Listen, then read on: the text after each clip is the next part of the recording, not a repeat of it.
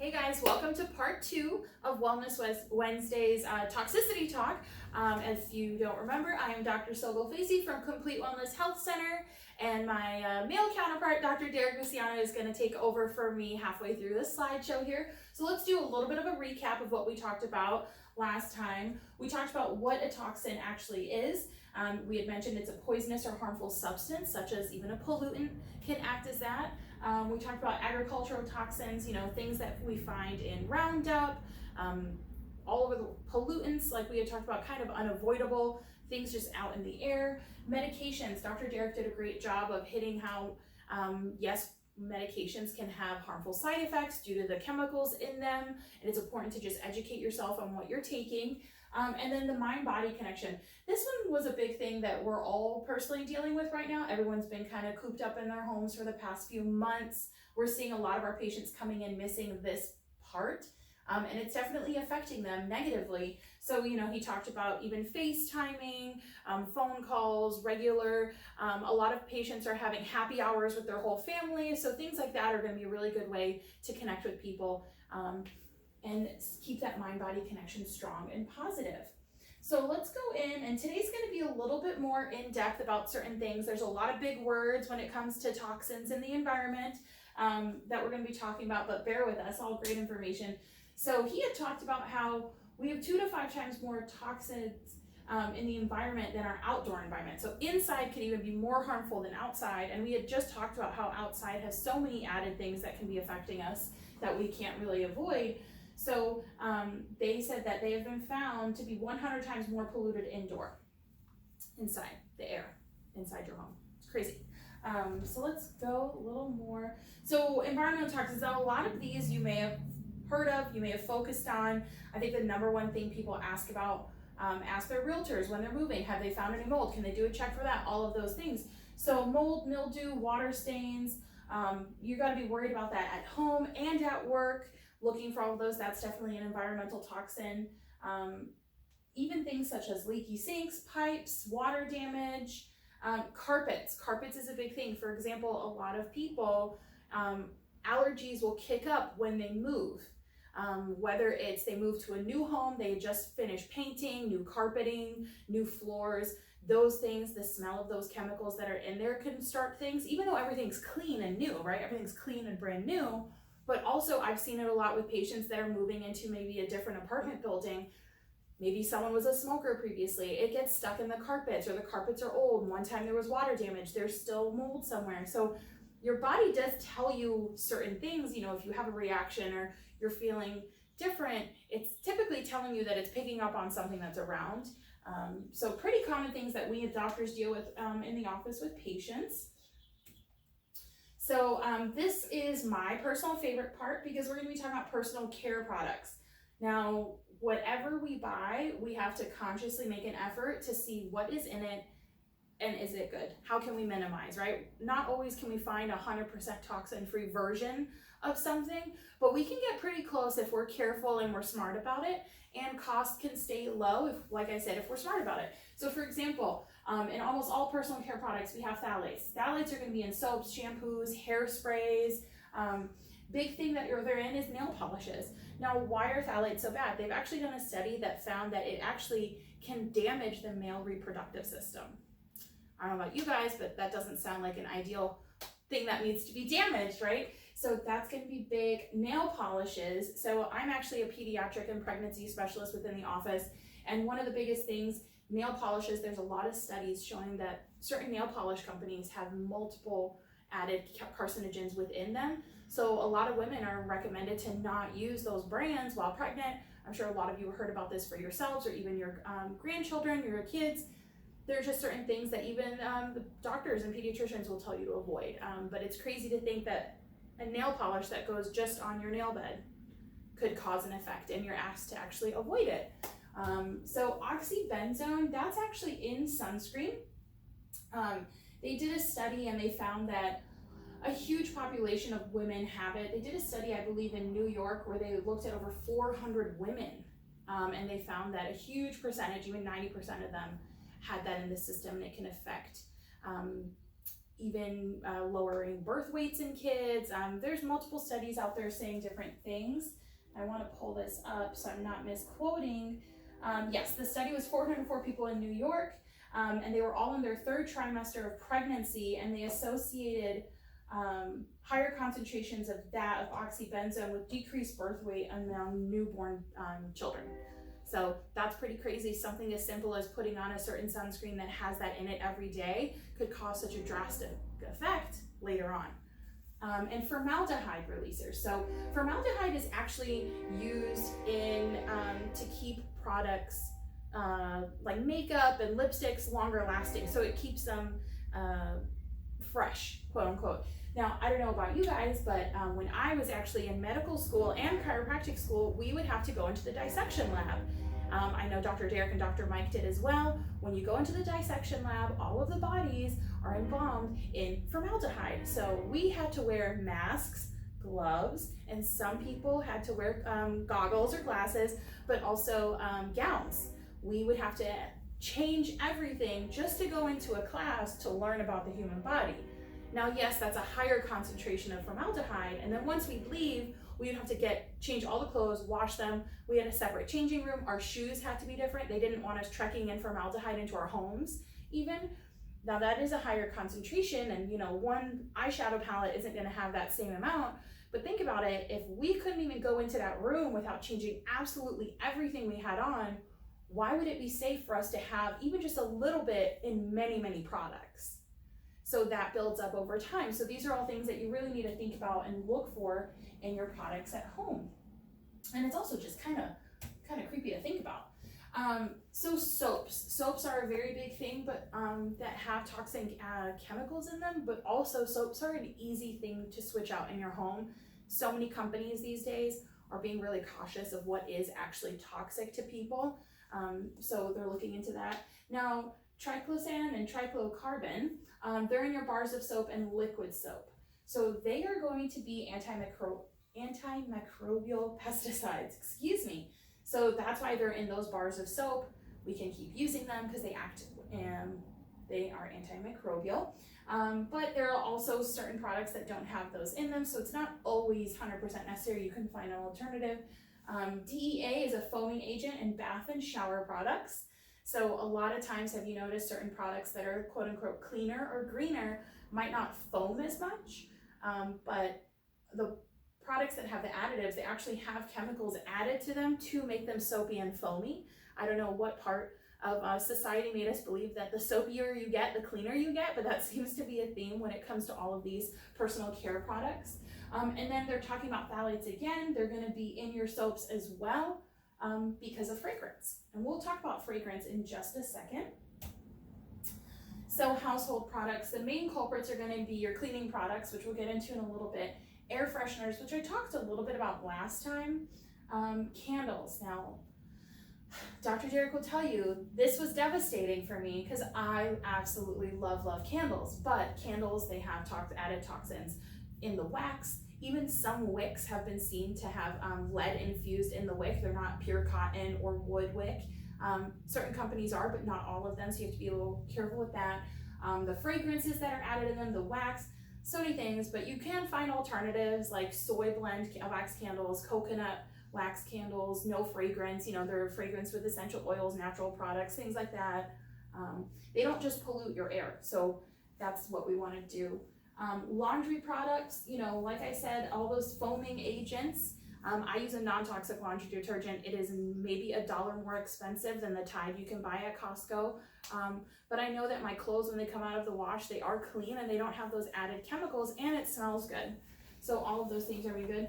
Teflon cookware and plastics. So we're going to get into those a little bit deeper because these are questions we get a lot. Now, cleaning products. This is going to be a little bit of a mouthful, and a lot of these words I can't even pronounce because they are just a bunch of letters all together. So PEGs, polyethylene compounds, they are probable human carcinogens, and they actually readily penetrate your skin.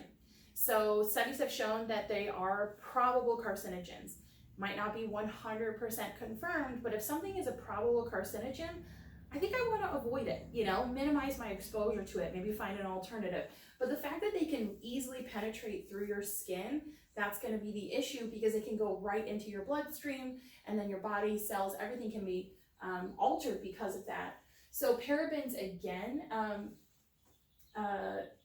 parabens specifically, so there are different names that you got to look for in packaging. So you've got propyl, isopropyl, butyl, isobutyl. These are all parabens, and the parabens actually can mimic estrogen. So it's going to be affecting female hormones, and at the end of the day, like we talked about in our part 1, they're all going to be hormone disruptors. So another thing that you would like to avoid. You can also, products containing fragrance. We talked a little bit about fragrance when we were talking about candles, but really fragrance is in absolutely everything. Your laundry detergent, your soap, your perfume, your, even a lot of people's lipsticks, makeup, men's shaving cream, all of those things have added fragrance. So it's not just one product we're worried about, it's going to be in almost absolutely everything we use in our home. So really trying to minimize by getting things that are fragrance free. It's going to be good, or things that are naturally fragranced with clean essential oils, or a lot of things are naturally fragranced with real plants and flowers. Those are going to be a little more ideal for you. But again, they can contain hormone disruptors and are among the top 5 allergens in the world. Isn't that crazy to think that fragrance is among the top 5 allergens in the world? I mean, think of pollen and then think of fragrance, which is crazy because that doesn't always go together, but it is among the top 5. So solutions, we talked about buying fragrance free, that's a big one. Now these 2 companies are great. Even I am not perfect, shocking, I absolutely know that is, but I try to find alternatives to products that I love, because I've been using certain products ever since I was a teenager, before I even learned about and went into holistic medicine, certain things. So Skin Deep and Think Dirty, you can Google them. They're great companies that actually do the research for you to find products that are good. You can type them in, they get a rating, they get a score, pretty amazing. Now, are all of my products absolutely clean? No, there are certain products that, you know, I can't do away with because I haven't found an alternative yet, but the whole point is minimizing your exposure to things. So try to switch out things that you can. A big thing is making your own. I know that sounds silly, but a lot of cleaning products, you can actually make yourself very cheap, clean. You know, if you've got grandkids in the house, toddlers in the house, pets, a lot of these chemicals are also toxic to pets and kids, so you can make your own. For example, vinegar and lemon goes a long way when you're cleaning almost everything in your home, even your shower. So little things like that. Personally, in the office, in both of our offices, we are big users of Thieves. We sell it, we use it, we love it. It has clove oil, lemon, cinnamon bark, eucalyptus, and rosemary oil.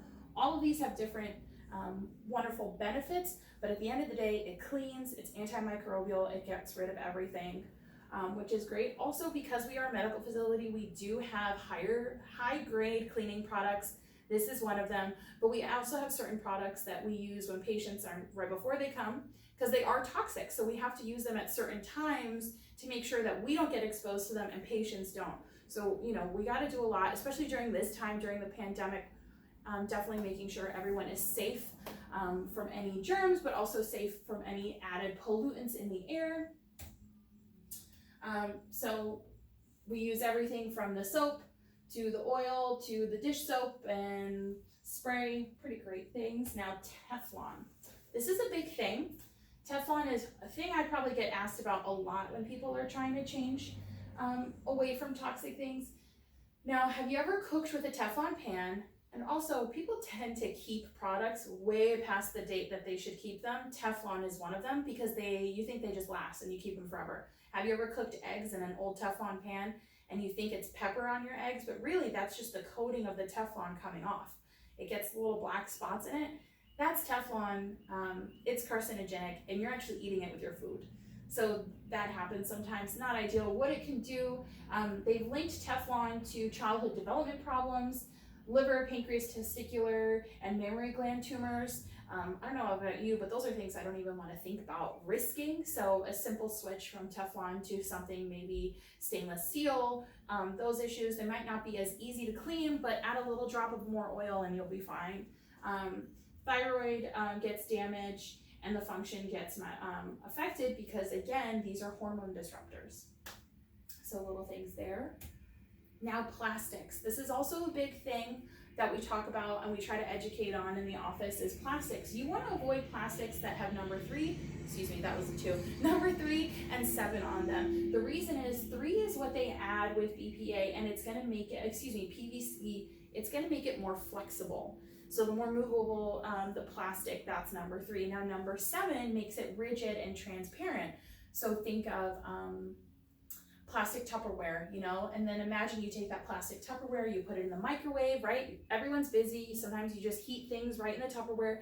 Now that's going to be releasing toxins and chemicals into the food, known carcinogens, and then we're going to be eating that. So we're increasing our exposure one more layer by heating our food in there. Now, another study that I found was really interesting is they talked about BPA.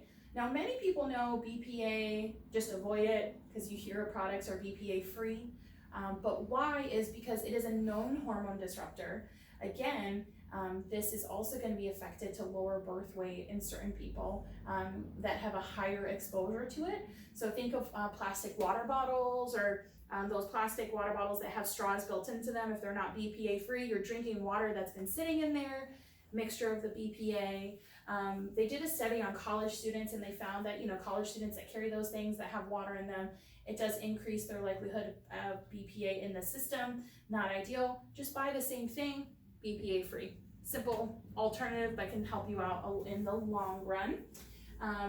Glass and ceramic options are always going to be better, but we understand glass and ceramic could be a little more pricey. So, you know, if you store food in plastic, don't heat it in it, and then, you know, definitely work your way up to the ceramic and also the glass. Now, I know I threw a lot of information at you. I'm a little long-winded myself because I tried to keep it interesting.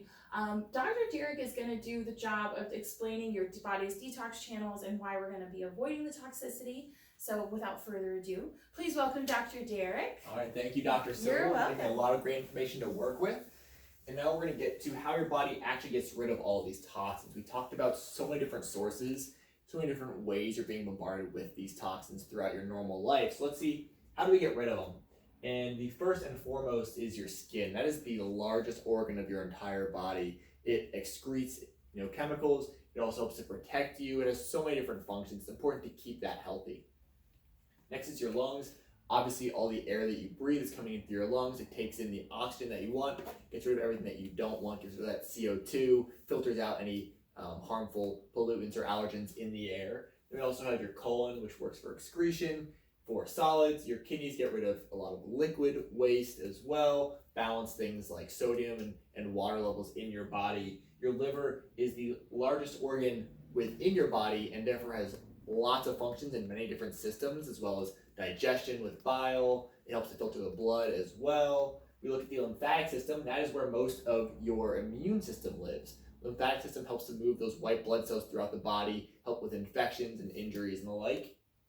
Finally, a very often overlooked area for detoxification is your fat cells. Even lots of toxins are fat soluble. Lots of vitamins and minerals are fat soluble as well. So if you take in an excess amount, then it will help store them and pack them away. However, if you have very low levels and you have a deficiency in certain minerals or vitamins, then your fat cells may have been storing them and it will secrete them, allow them to go out into your body so you don't reach a dangerous deficiency level and have another sort of disease resulting. Now, the best way for your body to get rid of oxidative stress is glutathione. That's its number one antioxidant. Important thing to notice here is that things like stress, trauma, illnesses can all decrease glutathione levels. And something people always think of as the number one antioxidant is vitamin C. Now, vitamin C is not an antioxidant, but what it does is help to replenish glutathione levels. So yes, it is important to get adequate levels of vitamin C and even higher levels if you're feeling sick. And this is exactly why, to keep that glutathione working throughout your body. Now, how can we get lots of glutathione in our diet? Well, number one for me is broccoli. I'll eat broccoli at least 5 times a week with dinner. I love broccoli. It's an awesome, very malleable vegetable. You can use in different ways, different flavors, and different dishes. But if you don't like broccoli as much as me, there's some other options. Mainly look for these cruciferous vegetables. So that's going to be things like onions, collard greens, kale, garlic, cauliflower, things like that will have a lot of glutathione in it. And with that, very, very high in antioxidants to decrease oxidative stress on our bodies so our immune systems can function properly. Now, the next thing we want to talk about is exercise. And you can see just from the title there, it's not just about your weight. Now, exercise is going to help in many ways. It's going to release a lot of great hormones. It's also going to increase the oxygenation in your blood, carrying that out to all of your organs, those detoxification organs specifically. It's also going to help your skin sweat out toxins. That excretion is extremely important in those sebaceous oils. It's going to get a lot of blood flow going to your liver, help to detoxify any contaminants and toxins in your blood as well. Blood goes to your spleen, also gets cleaned out there. Lots of important functions along with exercise. So even if you are cooped up at home, find a way to get little exercise in here or there. Get your heart moving, do some air squats, push-ups, whatever you can do. But exercise is extremely important for your immune system and extremely important to purge out these toxins. Now, what goes hand in hand with exercise is staying hydrated. Obviously, you want to drink a lot of water when you're exercising, but it really is essential to every single body function. Now, how long can your body go without water? Just a couple of days. It needs it because 75% of your muscle weight is water. So all those movements you do, you need to have adequate amounts of water in there, but also 10% of fatty tissue is water. Remember, I just talked about the fact that many vitamins, minerals, and toxins are fat soluble. So you want to make sure that they are properly hydrated as well so you can detoxify and replenish minerals when they are at deficient levels. It also helps with other excretion processes, including sweat. Like I mentioned, having enough water in your body to sweat out those toxins is important. It's going to help with passing solid and liquid waste as well through the colon and the kidneys. Another thing that's going to help with excretion of those ingested toxins is going to be eating the proper amount of fiber. Again, it says here a lot of people think about fiber in those grains and whole wheat. That is one way to get fiber, but there's so many other ways. I think the best way really is to get it through vegetables and whole food products. There is a certain level of processing that goes on even with high grain or whole wheat breads. So if you can get them with things like beans, again, broccoli, all those cruciferous vegetables will be pretty high in fiber. It's going to help add mass to your bowel movements and clear out a lot of those toxins. It also helps to feed your natural gut bacteria. We'll talk about probiotics in a little bit, but here you see a list. Things also like chia seeds are high in fiber, green beans, root vegetables like onions, sweet potatoes also help with lots of fiber. Now, I just talked about probiotics. We'll start with proteins though. Our proteins here, the grass-fed whey protein, comes from beef and it's extremely high in glutathione as well. That's going to help you purge out some of those oxidative stresses in your body. We also have probiotics are important because your gut has a large pouch of bacteria in it. That's going to help process those fibers. It's also going to help be a huge portion of your gut, which is your second brain. Now that includes things like your immune function and mood as well. So having a healthy, strong gut is going to be important. Why is probiotic supplementation important? Well, we also mentioned in part one that antibiotics are really overused in many cases. And so especially at a young age, it can clear out that microbiota in your gut. And if that happens, you're going to have stomach issues. But again, like I said, it could be mood or immune system issues as well. So keeping that properly colonized is important so that the good bacteria is there and it doesn't well up with bad bacteria or no bacteria, which can be just as harmful. Next, we have things like activated charcoal, which is great for binding and then removing waste. We use that in our detox system. That way, if you do get these toxins into your bloodstream, they're bound to the charcoal and they don't just circulate and re-enter other cells. They actually work their way out of your body. Then we have magnesium, one of Dr. Sogoal's favorite supplements, uses it for so many different ways. One way it does help you go to the bathroom, but it can also be used for muscle aches, sleep issues, and more. So magnesium is a great daily supplement. And then again, we talked about how vitamin C can help. So citrus essential oils will have some of that to help replenish glutathione, and potassium is extremely important for nerve health and others. Most Americans, something in the 90th percentile, are deficient in potassium, so finding ways to get more bananas, taking it in vitamins, or getting it with coconut products, another great way to increase your potassium and increase your nerve health, because we know that's how we control every single function in our bodies, is the nervous system. So you may be thinking, as chiropractors, how does the subluxation tie into this? Now, picture the spinal cord going through your back as a garden hose. Now, that hose is constantly pumping water through it, and if you step on it or pinch it or kink it, less water gets through. Your spinal cord and your spinal nerves are the exact same way. Here, we have all the water or all the information flowing through optimally from your brain down to your body and vice versa. When you look here with this disc bulge, there's a pinch right here on the nerve. When that happens, you squeeze it, less water or less information gets through from your brain to your body and vice versa. Your brain needs all this stimulus and all this information coming in from your body to function properly and to give it everything that it needs. And again, top down, obviously your body needs information from your brain to heal properly, to move, to purge your body of these toxins as well. So the subluxation and pressure on your nervous system is an extremely important part of that immune function, making sure your body is getting rid of these toxins that, again, we mentioned are everywhere, indoors, outdoors, in the food we eat and the products we use. So your central nervous system needs to be cleared of all interference. Now, signs of subluxation can come in many different ways. Most people think of a pinched nerve in the terms of sciatica or carpal tunnel that causes pain or some sort of sensory issue, but that's only 10% of what the nervous system does.